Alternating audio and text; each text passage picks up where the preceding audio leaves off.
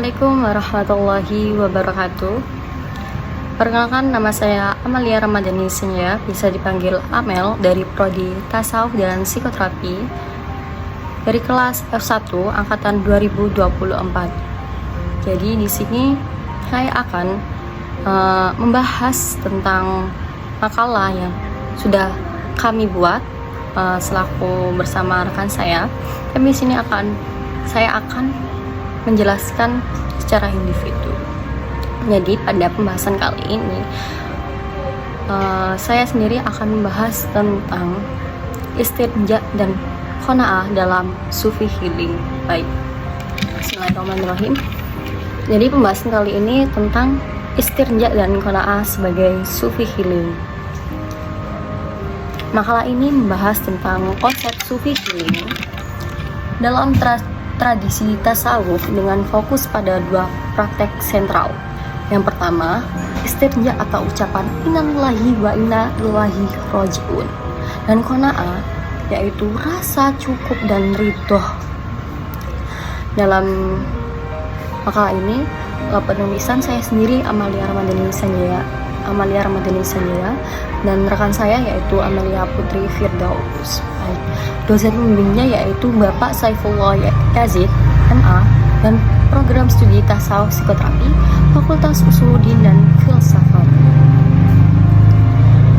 Sebelumnya, puji syukur kehadirat Allah SWT atas rahmat dan hidayahnya sehingga makalah ini dengan judul istirja dan qanaah sebagai sufi healing dapat diselesaikan pada tepat waktunya.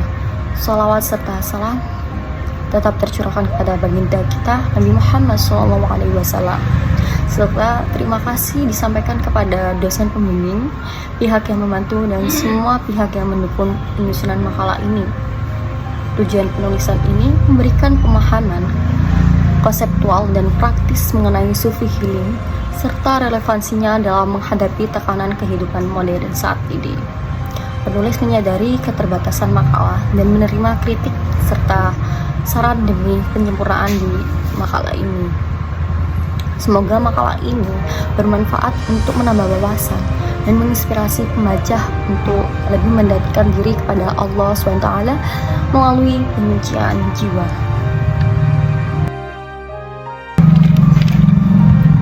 Jadi pada pembahasan kali ini berisi tentang daftar isi dari struktur makalah. Bab 1 menjelaskan tentang pendahuluan yang berisi tentang latar belakang, rumusan masalah, serta tujuan pembahasan yang menjelaskan urgensi kajian sufi healing, istirja, dan qanaah. Yang kedua, bab 2, yaitu tentang pembahasan mengenai pengertian sufi healing, hubungan dengan tasawuf, definisi istirja, kajian tasawuf, qanaah, dan 5 perkara qanaah, serta pandangan Hamka. Terakhir, bab 3 yaitu penutup, kesimpulan yang merangkum peran istirja dan qanaah sebagai metode penyembuhan jiwa dalam kerangka tasawuf. Baik, referensi dan daftar pustaka ini beracu pada sumber primer dan sekunder, yaitu melalui buku klasik, karya Hamka, artikel jurnal, dan sumber-sumber daring yang kami cantumkan. Nah, pada bab pertama yaitu pendahuluan atau latar belakang. Nah, berisi tentang manusia selalu menghadapi ujian. Semua manusia pasti akan menghadapi ujian, namun ujiannya itu berbeda-beda. Jadi mungkin ujian kesedihan, kehilangan, tekanan hidup, dan stres yang meningkat di era modern akibat mungkin dengan tuntunan ekonomi maupun persaingan sosial dan gaya hidup yang konsumtif. Dalam perspektif Islam, ketenangan jiwa tidak cukup dengan pemenuhan materi, melainkan diperlukan dengan pendekatan spiritual yang mendekatkan diri kepada Allah.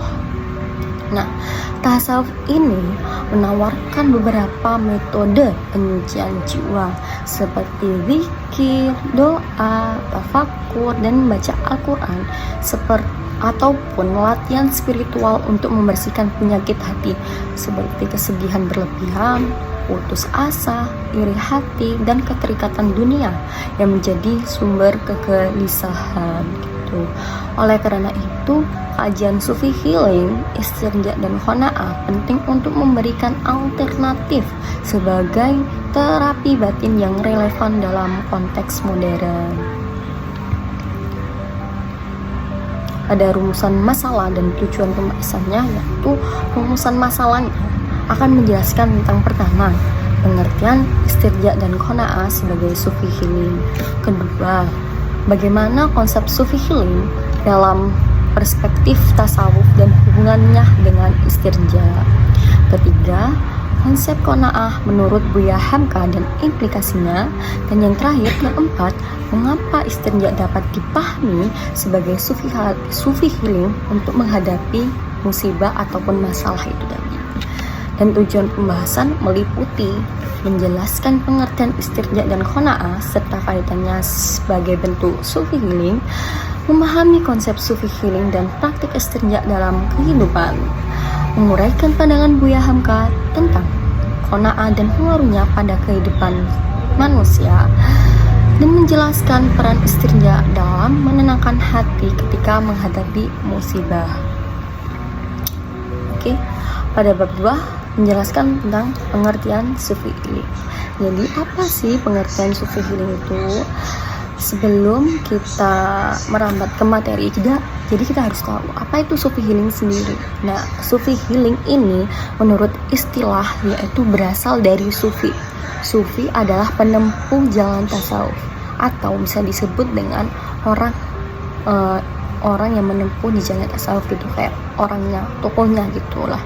Nah, healing sendiri itu adalah penyembuhan atau pemulihan, kayak cara pemulihan atau penyembuhan itu tadi, itu disebut healing gitu. Dalam konteks tasawuf ini merujuk pada proses pemulihan jiwa melalui spiritual, zikir, doa, tafakur, baca Al-Quran, serta riyadhah dan mujahadah yang menuntun saling melewati maqamat itu. Nah, maqamat itu terdiri dari tahalli, tajalli. Nah, Sufi healing ini tidak hanya untuk di kalangan Sufi yang menempuh maqamat intensif, melainkan bisa di kalangan yang kita gitu loh, bukan untuk Sufi saja gitu. Jadi seperti kalangan kita itu bisa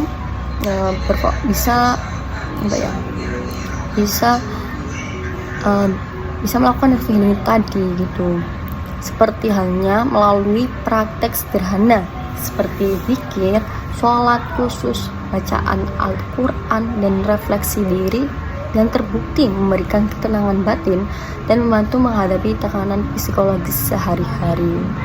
Nah, literatur ini rujukan dari Amin Syukur ataupun yang menjelaskan tentang tasawuf sosial dan Al-Ghazali seperti itu. Yang kedua adalah istirja dalam kajian tasawuf. Definisinya sendiri, istirja adalah ucapan innalillahi wa inna ilaihi raji'un.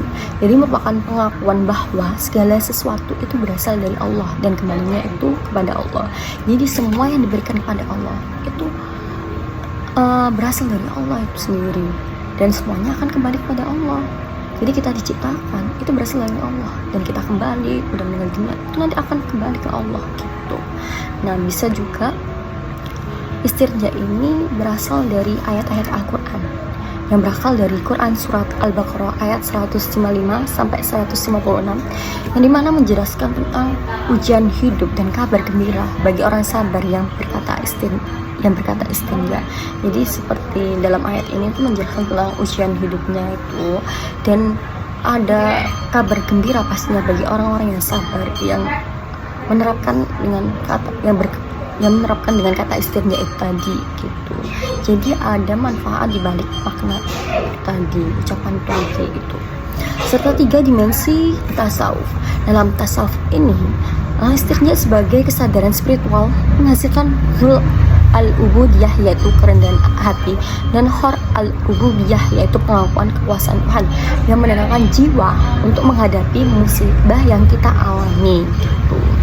Dan fungsi terapeutiknya itu pertama, mengurangi tekanan emosional, menumbuhkan syabar dan tawakal, dan terakhir serta menjadi bagian dari Sufi healing yang efektif secara spiritual maupun psikologis gitu. Nah, referensi ini diambil dari analisis linguistik, yaitu akar kata roja'ah. Terus ada berasal dari munasabah ayat dan intrateks atau interteks Al-Quran serta hadis yang menegaskan ke dalam makna istirja sebagai praktek spiritual yang memulihkan keseimbangan batin. Jadi penjelasan dalam istirja itu bisa dalam beberapa ayat Al-Quran ataupun dimensi tasawuf itu tadi, ataupun dalam hadis itu sudah dijelaskan seperti itu. Yang kedua adalah qanaah. Qanaah di sini akan berpacu pada definisi 5 perkara dan fungsi terapeutik. Jadi qanaah sendiri yaitu pengertiannya itu merupakan merasa cukup, ridho menerima pemberian Allah sambil tetap berikhtiar secara halal gitu. Terus menurut Hamka dan literatur tasawuf sendiri, qanaah itu merupakan kekayaan batin dan kelapangan hati yang tidak bergantung pada jumlah harta gitu. Nah, 5 perkara inti qanaah yang dijelaskan pada materi kali ini itu meliputi menerima rezeki Allah tanpa perlu disertai ikhtiar. Yang kedua, tidak tamak terhadap harta orang lain agar terhindar iri dan dengki. Yang ketiga, membatasi kebutuhan yang pokok, semisal kita menerapkan cara hidup sederhana. Yang keempat, tidak terjebak konsumerisme dan materialisme. Yang terakhir yaitu kelapangan hati meski kekurangannya untuk meningkatkan ketenangan batin kita. Jadi sebagai sufi healing, qanaah ini menjadi kayak mengurangi kecemasan itu tadi, terus meningkatkan pengendalian diri dan mempromosikan tata kelola keuangan yang sehat serta harmoni sosial. Nah, qanaah ini menggeser fokus dari akumulasi dunia ke kualitas spiritual dan amal. Kedua, ada konsep qanaah menurut Hamka dan implikasi sosialnya. Hamka adalah seorang sufi ataupun ilmuwan seperti itu. Jadi ini konsepnya menurut pandangan itu tadi. Hamka menegaskan qanaah sebagai kekayaan batin yang tidak habis. Ia menekankan bahwa qanaah tidak menghilangkan semangat bekerja, melainkan mendapatkan rezeki sebagai amanah itu tadi. Orang yang qanaah aktif berdakwah dan beramal tanpa gelisah terhadap hasil materialnya gitu. Jadi orang yang qanaah itu pasti dia tuh aktif dalam menyampaikan dakwah, mengamalkan ilmunya dan kayak beramal tanpa gelisah terhadap materi tersebut. Jadi kayak apa ya? Kayak mengamalkan dakwahnya itu tadi. Terus tanpa gelisah hasilnya itu kayak gimana enggak gitu. Jadi itu merupakan sifat qanaah yang melekat pada orang tersebut gitu. Sedangkan implikasi sosialnya itu qanaah mendorong gaya hidup sederhana pastinya kayak gitu, mengurangi iri hati dan konflik yang timbul dari persaingan status serta mendukung keharmonisan komunitas. Qanaah menjadi landasan etika yang menahan impulsif konsumtif modern. Yang terakhir adalah bagian penutup, yaitu kesimpulan dan rekomendasi. Jadi kesimpulannya sendiri, Sufi healing adalah proses pemulihan jiwa melalui praktik tasawuf seperti zikir, doa, tafakur, riyadhah, dan tazkiyatun nafs. Dan istirja dan qanaah merupakan komponen yang penting yang bersinergi dalam penyembuhan batin. Istirja berfungsi sebagai kesadaran teologis dan praktik spiritual yang menumbuhkan sabar, tawakal, dan ketenangan ketika menghadapi musibah. Qanaah berperan sebagai terapi batin yang mengurangi kecemasan, menumbuhkan pengendalian diri, dan menjauhkan individu dari konsumerisme serta iri hati. Hamka juga menegaskan qanaah ini sebagai kekayaan batin yang produktif secara moral dan sosialnya, serta rekomendasi praktisnya yaitu integrasikan praktik zikir, bacaan istirja, dan latihan qanaah dalam program konseling spiritual di kampus dan komunitas. Jadi kayak menerapkan dari praktek zikir, istirja, dan latihan qanaah dalam konseling di kampus gitu atau sebuah komunitas. Yang kedua ada kembangkan penelitian empiris untuk menguji efektif sufi healing, istirja dan qanaah terhadap penurunan gejala stres, kecemasan dan depresi di masyarakat modern. Jadi kayak menguji efektif apa tidak dalam menguji efektif apa tidak sufi healing ini yang berhubungan dengan istirja dan qanaah terhadap penurunan gejala stres gitu kan, orang-orang yang biasa menghadapinya gitu, terus kecemasan ataupun depresi di masyarakat modern. Ketiga, edukasi masyarakat tentang qanaah sebagai strategi pencegahan tekanan sosial dan finansial akibat konsumtif. Oke, baik. Nah, daftar pustaka saya mengambil dari Hamka Tasawuf Modern 2015 yaitu Al-Ghazali ataupun kitab Ulumuddin, Amin Tasawuf Sosial serta artikel dan sumber daring yang tercantum dalam makalah yang kami buat, seperti ada daring yang berasal dari Kompas ataupun arrahim.id, Kumparan, dan jurnal akademik. Baik, sekian presentasi dari saya. Mohon maaf apabila ada salah kata maupun salah perbuatan. Akhirul kalam. Assalamualaikum warahmatullahi wabarakatuh.